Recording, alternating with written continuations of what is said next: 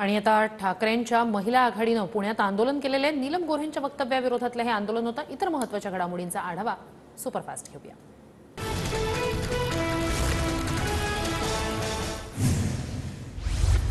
कर्नाटकात मराठी एसटी चालकावर झालेल्या हल्ल्याच्या निषेधार्थ पुण्यात कर्नाटकच्या बसला फासलं काळं। स्वारगेट बस स्थानकात कर्नाटकच्या निषेधार्थ आंदोलन। धाराशिवच्या उमरगा बस स्थानकातून कर्नाटकात जाणाऱ्या बसेस बंद, बस सेवा बंद झाल्यानं प्रवाशांची गैरसोय। आंदोलनासंदर्भात गावकऱ्यांसोबत चर्चा होईल। उद्या शिष्टमंडळ एसपी नवनीत कावत यांच्याकडे जाईल। धनंजय देशमुख यांची प्रतिक्रिया। संतोष देशमुख हत्या प्रकरणात न्याय मिळत नाही तोपर्यंत स्वागत सत्कार स्वीकारणार नाही। भाजप आमदार सुरेश धस यांचा धाराशिवमध्ये वक्तव्य।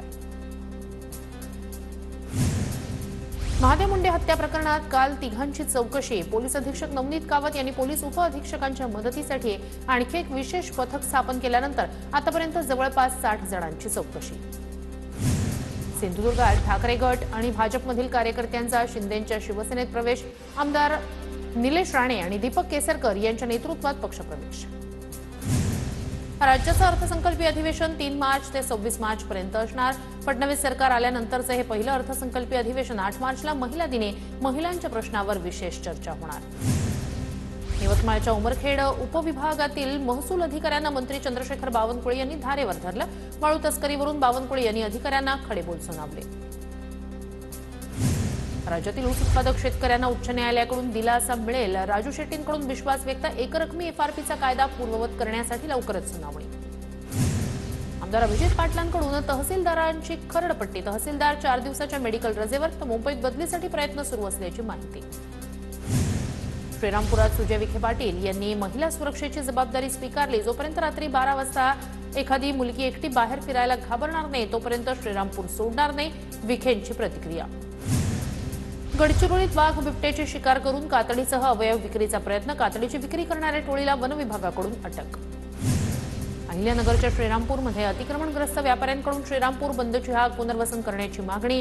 बंदला संमिश्र प्रतिसाद। धुळे महापालिकेच्या आयुक्त कर थकबाकी वसुलीसाठी थेट रस्त्यावर। मालमत्ता धारकांकडे जवळपास 101 कोटींची थकबाकी। मार्च अखेरपर्यंत थकबाकी वसुलीसाठी पथक तयार।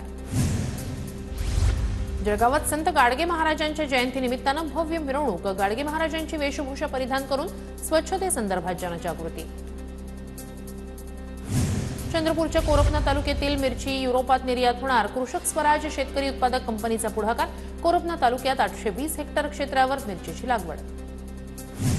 अकोल्यात परीक्षा केंद्रात रील शूट करून इंस्टाग्रामवर पोस्ट। सोशल मीडियावर व्हिडिओ व्हायरल। या प्रकरणी काय कारवाई होणार याकडे लक्ष।